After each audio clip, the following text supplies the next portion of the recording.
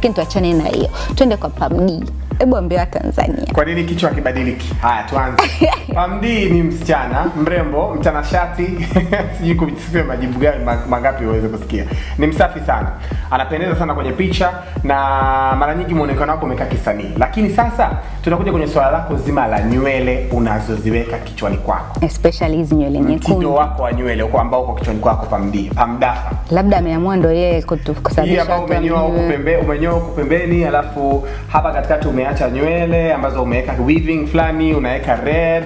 Inaweza ikawa tatizo so ile style labda ndo signature yake, lakini zile nywele rangi zake hapa ni red classical. Rangi nyekundu ile inachosha unajua. Anyways, of course nikiangalia picha yako ya ulivyoanza muziki mpaka sasa hivi umefikia ni msanii mkubwa, kila mtu anakujua na kila mtu anacheza wimbo wako. Kwani wimbo wako hawezi ukaingia kwenye ukumbi wowote wa starehe usipigwe. Hasa anashindwa kuelewa tatizo liko wapi. Hebu badilisha basi kimuonekano kidogo uonekane tofauti na vile ambavyo uko tokea hapo mwanzoni. Yaani image yako hiyo sawa ile ya msanii, lakini kidogo style ya nywele ibadilike kidogo kwa sababu nachoka kukutazama unajua.